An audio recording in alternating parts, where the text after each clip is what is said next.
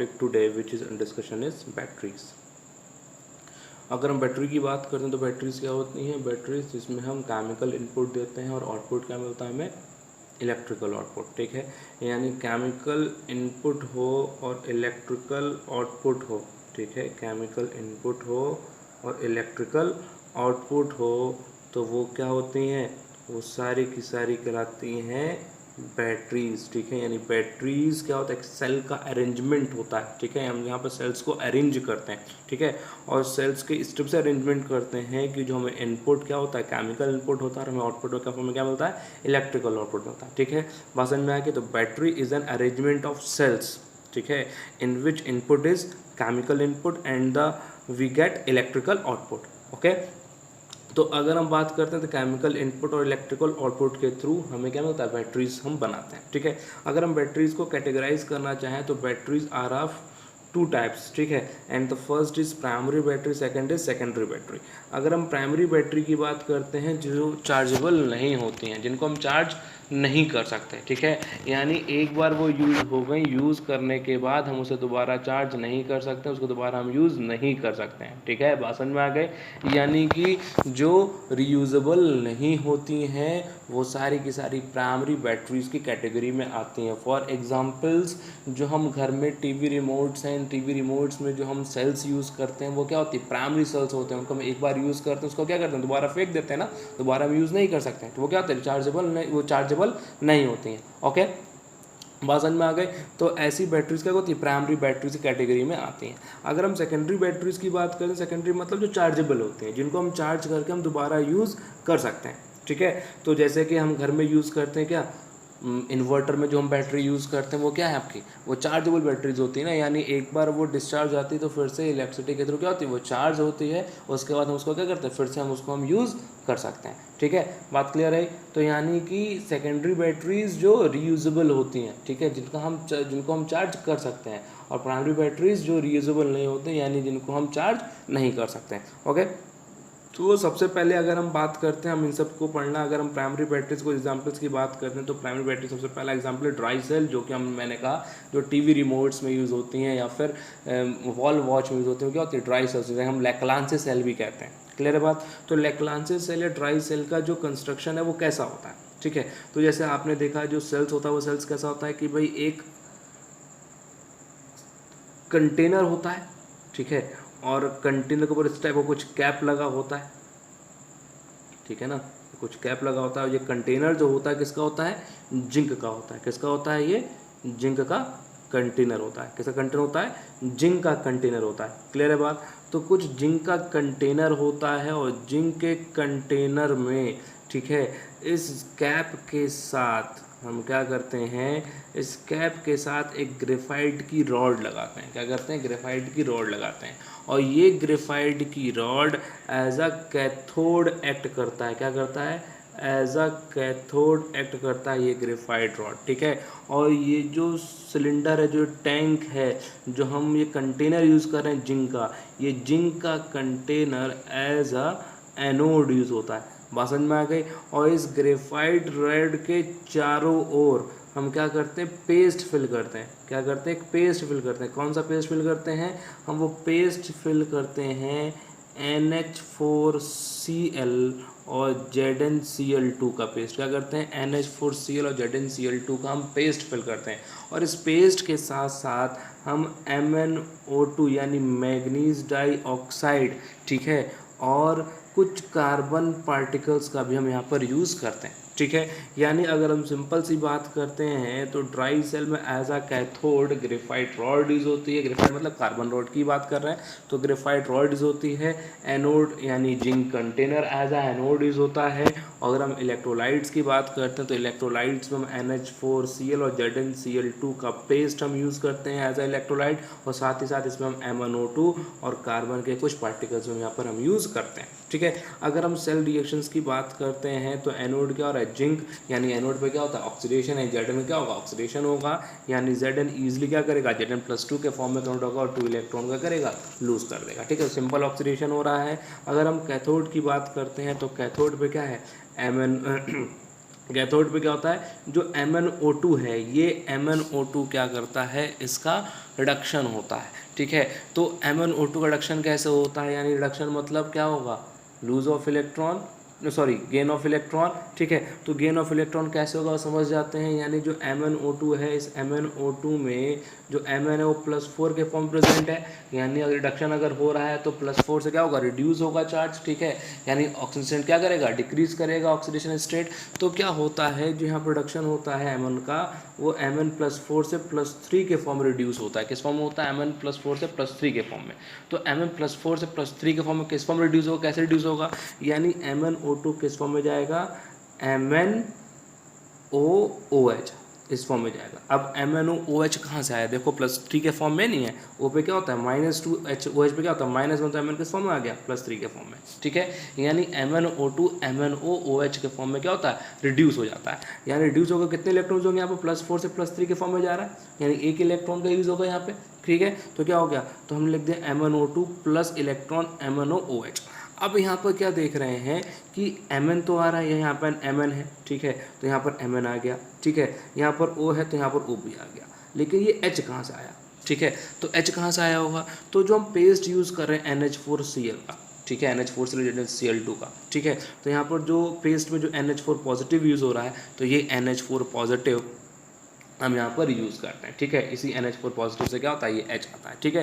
तो NH4 positive में तो यहाँ पर जो एक H है क्या होगा, NH4 पॉजिटिव से एक H ये ले लेगा, ठीक है, क्या बनाएगा MnOOH, और क्या बचा NH3, तो क्या हो जाएगा प्लस NH3, ठीक है। यानी कैथोड पे जो कंप्लीट रिएक्शन क्या हो जाएगी, NH4 plus MnO2 plus electron gives MnOOH plus NH3, ठीक है। बात समझ में आ गई। तो ओवरऑल रिएक्शन क्या हो जाएगी, Zn plus 2NH4 plus 2 MnO2 gives Zn plus 2 MnOOH plus 2NH3, ठीक है। बात समझ में आ गई, क्लियर है बात। लेकिन इस रिएक्शन में एक चीज़ हमें ये समझने की बात है, जो NH3 यहाँ पर प्रोड्यूस होगा, तो भाई जब NH3 ज़्यादा प्रोड्यूस होगा तो यहाँ पर क्या होगा, यहाँ पर एक्सप्लोजन हो सकता है। बात समझ में आ गई, गैस। तो यहाँ पर हम क्या करें, जो हमारे लिए क्या होगा, हार्मफुल होगा। तो इस कंडीशन में क्या होता है, यहाँ पर जो ZnCl2 यूज़ करते हैं, क्या यूज़ करते हैं हम, ZnCl2। तो ZnCl2 में क्या होता है, Zn प्लस 2 होता है, ठीक है। तो ये Zn प्लस 2 क्या करता है, इस NH3 के साथ रिएक्ट करता है जो प्रोड्यूस होती है, और एक कॉम्प्लेक्स बनाता है ZnNH3 होल ट्वाइस, ठीक है। और ZnNH3 होल ट्वाइस जो कॉम्प्लेक्स बनाता है वो क्या होती है, ये सॉल्युबल होती है, ठीक है। बात समझ में आ गई। इसलिए यहाँ पर NH3 का क्या होता है, एक्सप्लोजन नहीं हो पाता, क्लियर है बात। तो क्या होगा, ये ड्राई सेल था, ठीक है। इस तरह चलिए हम देखते हैं, हम नेक्स्ट जो सेल है वो मरकरी सेल, ठीक है। मरकरी सेल्स यानी जो हम हैंड वॉच में जो सेल्स यूज होती हैं वो क्या होती है, मरकरी सेल्स होती हैं। अगर हम मरकरी सेल्स की बात करते हैं तो मरकरी सेल्स में एज अ कैथोड HgO यानी मरकरी ऑक्साइड्स होता है। इस तरह जो एज अ एनोड की बात करते हैं, as a anode zinc amalgam यानी ZnHg यानी जिंक और मरकरी का मिक्सचर, ठीक है, वो क्या होता है, जिंक अमलगम। तो zinc amalgam as a anodes होता है, और कैथोड मरकरी ऑक्साइड्स होता है। अगर हम इलेक्ट्रोलाइट के फॉर्म की बात करें तो एज अ इलेक्ट्रोलाइट यहाँ पे होता है KOH और ZnO का पेस्ट यूज़ होता है, zinc oxide and potassium hydroxide का पेस्ट यहाँ पर यूज़ होता है। अगर हम यहाँ बात करते हैं सेल में कौन सी रिएक्शंस इन्वॉल्व होती है, तो एनोड पे होता है ऑक्सीडेशन, और एनोड क्या है, जिंक अमलगम। तो क्या होगा, जो ZnHg है वो ZnHg ZnO के फॉर्म में क्या हो जाएगा, ऑक्सीडेशन होगा। देखो यहाँ पर ऑक्सीजन का एडिशन हो रहा है ना, यानी Zn क्या हो रहा है, ऑक्सीडेशन हो रहा है, ठीक है। बात समझ में आ गई। तो ZnHg ZnO के फॉर्म में ऑक्सीडाइज हो जाएगा, ठीक है। अगर हम यहाँ पर चार्ज, यहाँ पर ऑक्सीजन स्टेट की बात करते हैं, तो ZnHg में Zn किस फॉर्म में, 0 ऑक्सीजन स्टेट में है, और ZnO में Zn किस फॉर्म में, +2 के फॉर्म में, ठीक है। तो कितने का डिफरेंस आ रहा है, 2 का डिफरेंस आ रहा है। तो क्या करेगा, यहाँ पर 2 इलेक्ट्रॉन हमें यहाँ पर ऐड करना पड़ेगा। बात समझ में आ गई, क्लियर है बात। अब ZnHg में यहाँ पर तो Zn है, लेकिन ZnHg जब से ZnO बना तो यहाँ पर O कहाँ से आ गया, तो O कहाँ से आया, इस KOH से। कहाँ से आया, इस KOH से, ठीक है।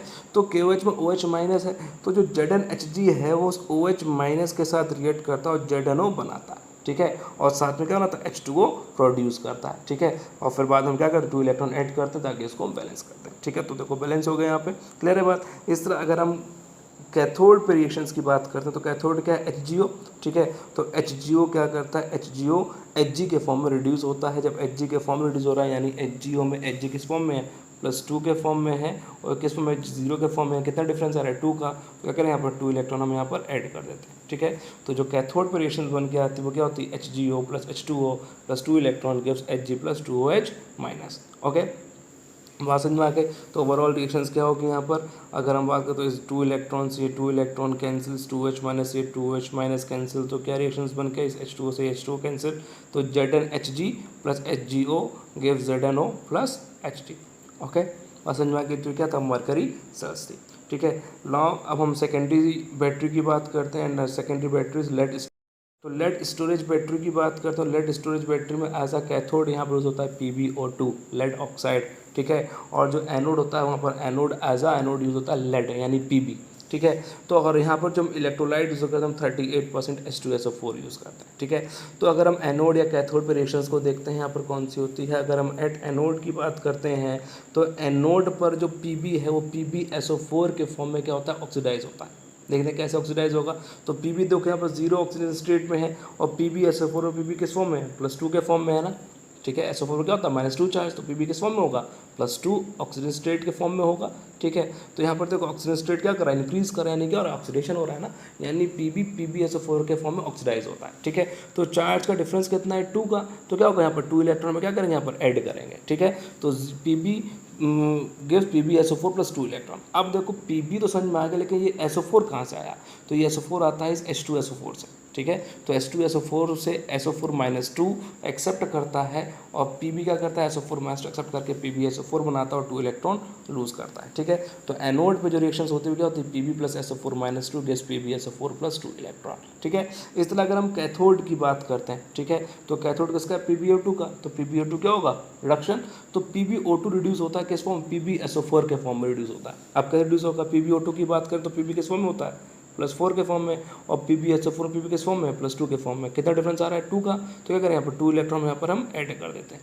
ठीक है, अब PbO2 PbSO4 में कन्वर्ट हो रहा है, तो यहाँ पर क्या होता है, तो SO4-2 क्या करता है, H2SO4 से SO4-2 और H+ लेता है और क्या करता है, PbO2 PbSO4 कन्वर्ट होता है और H2O के फॉर्म में कन्वर्ट हो जाता है। यानी जो कैथोड पे जो रिएक्शंस होते हैं वो कैथोड की रिएक्शन होती है PbO2 plus SO4-2 plus 4H plus 2 electrons gives PbSO4 plus 2H2O।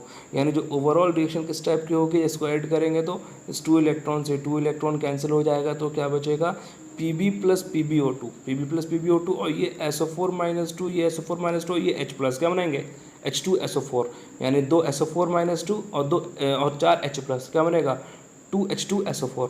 तो Pb plus 2 H2SO4 plus PbO2 gives PbSO4 और PbS कितने हो गए, 2 PbSO4 gives 2 PbSO4 plus 2H2O। और साथ ही साथ जो यहाँ पर निकलता है वो बहुत सारी इलेक्ट्रिकल एनर्जी निकलती है। क्या निकलती है, बहुत सारी इलेक्ट्रिकल एनर्जी निकलती है। ठीक है, प्रोड्यूस होती है। ठीक है, तो ये किसका, ये जब डिस्चार्ज होता है सर तब ये सेल रिएक्शंस हैं। ठीक है, यानी कि जो लेड है वो लेड ऑक्सीडाइज होता है लेड सल्फेट में और लेड ऑक्साइड रिड्यूस होता है लेड सल्फेट में और साथ ही साथ बहुत सारी इलेक्ट्रिकल एनर्जी प्रोड्यूस होती है। क्लियर है बात। लेकिन जब बैटरी को हम चार्ज करते हैं यानी इलेक्ट्रिसिटी से हम क्या करते हैं, केमिकल एनर्जी कन्वर्ट करते हैं, तो क्या होता है, इसका रिवर्स हो जाता है। यानी PbSO4 के साथ ये इलेक्ट्रिसिटी मिलेगी और PbSO4 कन्वर्ट हो जाएगा किसमें, PbO2 बनाएगा और H2SO4 रिलीज करेगा। ओके, बात समझ में आ गई। तो ये क्या था, लेड स्टोरेज बैटरी। ठीक है, अब लेड स्टोरेज बैटरी के बाद हम देखेंगे फ्यूल सेल। अगर हम फ्यूल सेल की बात करते हैं तो फ्यूल सेल मतलब यहाँ पर फ्यूल सेल मतलब जो फ्यूल्स हैं उस फ्यूल्स के कंबशंस के थ्रू क्या करते हैं, हम इलेक्ट्रिकल एनर्जी में कन्वर्ट करते हैं। यानी जो भी फ्यूल्स होते हैं जैसे H2 है, O2CO है, CH4 है, तो ये जो फ्यूल्स होते हैं इन फ्यूल्स के कंबशंस के थ्रू, ठीक है, जो एनर्जी मिलती है उस एनर्जी का करते हैं हम इलेक्ट्रिकल एनर्जी में हम कन्वर्ट करते हैं। ठीक है, तो सबसे कॉमन एग्जाम्पल है H2O2 फ्यूल सेल। तो H2O2 फ्यूल सेल्स को हमें पढ़ना है कि H2O2 फ्यूल सेल्स में होता क्या है। ठीक है, तो H2O2 फ्यूल सेल का जो कॉमन कंस्ट्रक्शंस है, देखो पूरा अच्छे से कंस्ट्रक्शंस तो नहीं, हम कॉमन कंस्ट्रक्शंस की यहाँ बात करेंगे। ठीक है, तो कॉमन कंस्ट्रक्शंस क्या होता है, अगर H2O2 सेल्स का अगर हम पूरे रिएक्शंस की बात करें तो होल रिएक्शन क्या होती है कि H2 क्या करता है, वो O2 के साथ रिएक्ट करता है और H2O के फॉर्म में कन्वर्ट होता है। ठीक है, लेकिन ये जो H2 प्लस हाफ O2 के साथ जो H2O बनाता है इसमें बहुत सारी एनर्जी प्रोड्यूस होती है। ठीक है, तो यहाँ पर जब भी अगर ये डायरेक्ट कंबाइन करेंगे, H2O डायरेक्ट कॉम्बिनेशन में आएंगे तो क्या होगा, यहाँ पर बहुत ज़्यादा एक्सप्लोजन होगा। ठीक है, विस्फोट होगा, यहाँ पे एक्सप्लोजन होगा यहाँ पे। ठीक है, तो इसलिए क्या करते हैं यहाँ पर, इसे हम डायरेक्ट कांटेक्ट में लेकर के नहीं आते हैं। तो H2O2 फ्यूल सेल को हम किस तरीके से किस तरीके से हम कंस्ट्रक्ट करते हैं, तो इस टाइप कंस्ट्रक्शन पार्ट होता है। तो जो कॉमन कंस्ट्रक्शन पार्ट जो हमारे बुक में दे रखा है वो इस टाइप का है कि कुछ इस टाइप का कंटेनर है, ठीक है,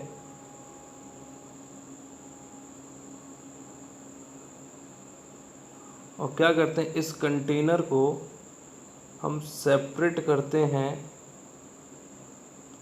पोरस ग्रेफाइट रॉड से।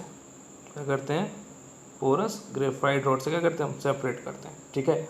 और एक तरफ से हम H2 प्रोड्यूस करते हैं, एक तरफ से हम O2 को बबल्ड करते हैं, पास करते हैं, ठीक है। और इन दोनों ग्रेफाइट के बीच में हम कोई बेसिक सॉल्यूशन फिल कर सकते हैं। ये बेसिक सॉल्यूशन आपका NaOH का भी हो सकता है, या बेसिक सॉल्यूशन किसका हो सकता है, KOH का भी पॉसिबल हो सकता है, ठीक है। और यहाँ से H2O, जब H2O2 कंबाइन करके क्या बनेगा, H2 के फॉर्म में अलग यहाँ पर हो सकते हैं, ठीक है। तो यहाँ पर जो H2 है वो H2 as a cathode use होगा, sorry H2 as a anode use होगा, यानी H2 का ऑक्सीडेशन होगा, और O2 as a cathode use होगा, यानी O2 का रिडक्शन यहाँ पर होगा। बात समझ में आ गई। चलिए हम इसके सेल रिएक्शंस को देख लेते हैं। तो सेल रिएक्शंस में क्या होगी, जो एट एनोड है वो एट एनोड जो H2 है वो H2 क्या करेगा, जो बेसिक सॉल्यूशन जो यूज़ कर रहे हैं NaOH या KOH, उससे OH माइनस के साथ रिएक्ट करेगा और क्या बनाएगा, 2H2O के फॉर्म में ऑक्सीडाइज आ गया, यानी H2H2O के फॉर्म में ऑक्सीडाइज हो गया। देखो एडिशन ऑफ ऑक्सीजन हो रहा है तो ऑक्सीडेशन हो रहा है ना इसका, ठीक है। तो यहाँ पर H2 0 फॉर्म में है, और यहाँ पर जो H है वो किस फॉर्म में है, +1 के फॉर्म में, तो सॉरी +1 के फॉर्म में है। तो क्या होगा, 2 इलेक्ट्रॉन्स हम यहाँ पर क्या करेंगे, ऐड करेंगे, ठीक है। तो H2 + 2H minus 2H2O + 2 electron. इस तरह कैथोड की बात करते हैं तो कैथोड पर ऑक्सीजन क्या होता है, रिडक्शन होता है। तो O2 क्या होगा, रिड्यूस हो जाएगा OH माइनस के फॉर्म में, और O2 + 2H2O + 4 electron + 4 OH minus यहाँ पर रिएक्शन यहाँ पर देखने को मिलती है, ठीक है। तो अगर हम ओवरऑल रिएक्शन देखें तो ओवरऑल रिएक्शन क्या देखेंगे, वही देखने को मिलेगी। इलेक्ट्रॉन यहाँ मल्टीप्लाई कर देगा, 2 2 ज़ा 4, तो इस इलेक्ट्रॉन से इलेक्ट्रॉन कैंसिल, इस 2H माइनस 4H माइनस से 4H माइनस कैंसिल, तो क्या बनेगा, 2H2 + O2 + 2H2O। तो इस पूरे फ्यूल सेल से जो हमें 70% एफिशिएंसी की इलेक्ट्रिसिटी हमें यहाँ पर मिलती है, ठीक है। आज के लिए इतना ही, थैंक यू।